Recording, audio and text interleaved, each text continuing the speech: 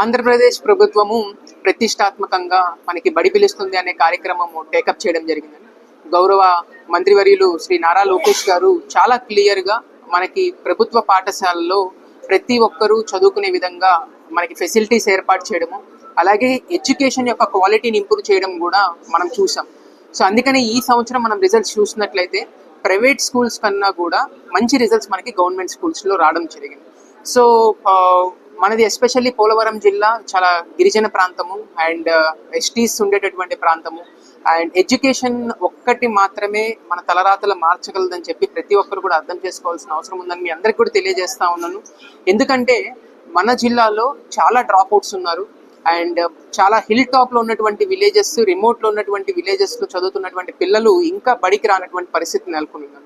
So అందుకని ఒక ప్రత్యేక కార్యక్రమం మన జిల్లాలో ఆంధ్రప్రదేశ్ ప్రభుత్వం యొక్క సూచనల మేరకు మనం టేకప్ చేస్తా ఉన్నాం. బడి పిలుస్తుంది అనే కార్యక్రమంతో జూన్ 12వ తారీఖు లోపల మనము 100% క్లాస్ 1కి సంబంధించిన ఎన్రోల్మెంట్స్ మనం చేయాలి అని చెప్పి, అంటే 1వ తరగతికి వచ్చిన పిల్లలందరినీ కూడా మనం స్కూల్స్కి ఎన్రోల్ చేయాలని చెప్పి అని మనం టార్గెట్ పెట్టుకున్నాం. దాంట్లో ఎవరైతే మన అంచనా ప్రకారము 1వ తరగతికి రావాల్సిన పిల్లలు ఉన్నారో వాళ్ళందరినీ కూడా మనం 100% ఎన్రోల్ చేసాము. 120% మనం ఎన్రోల్ చేసాం.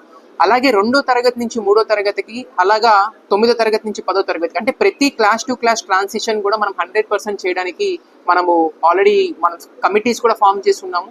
సో ఆల్మోస్ట్ 93%, 94% అచీవ్ చేసాము. ఇంకా 5-6% కూడా చేస్తాం. అలాగే కొన్ని ప్రైవేట్ స్కూల్స్ నుంచి కూడా ఎవరైతే, బికాస్ చాలా ప్రైవేట్ స్కూల్స్కి పంపించాలంటే చాలా ఆర్థికంగా తల్లిదండ్రుల మీద చాలా భారం పడుతుంది.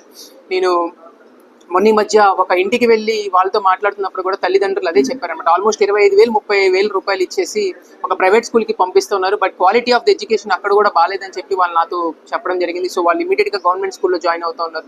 మన గవర్నమెంట్ స్కూల్స్లో అన్ని ఫెసిలిటీస్ మనం ఇస్తున్నాము, ఫ్రీ ఎడ్యుకేషన్ ఇస్తాము, దాని తర్వాత వాళ్ళకి మిడ్ డే మీల్స్ ఇస్తాము, అండ్ వాళ్ళకి కావాల్సినటువంటి పుస్తకాలు, బట్టలు, బూట్లు, tie, belts, everything. And one of the most qualified teachers ఒక ఎగ్జామ్ ప్రాసెస్ ద్వారా మనం రిక్రూట్ చేసి మన గవర్నమెంట్ స్కూల్స్లో పిల్లలకి చదువుని పాఠాలు నేర్పుతూ ఉన్నారు.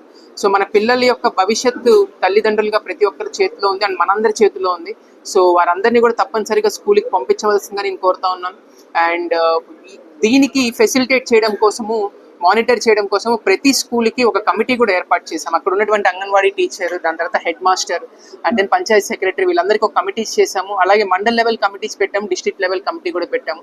మన యొక్క ఉద్దేశం ఏంటంటే మన జిల్లాలో చదువు అర్హత కలిగినటువంటి వయసులో ఎవ్వరూ కూడా స్కూల్కి వెళ్లకుండా ఉండకూడదు. ప్రతి ఒక్కరూ స్కూల్లో చదువుకోవాలి, స్కూల్లో జాయిన్ అవ్వాలి, ప్రతి ఒక్కరికి విద్యని మనం అందించాలనే యొక్క లక్ష్యంతో మన జిల్లాలో పనిచేస్తూ ఉన్నాము.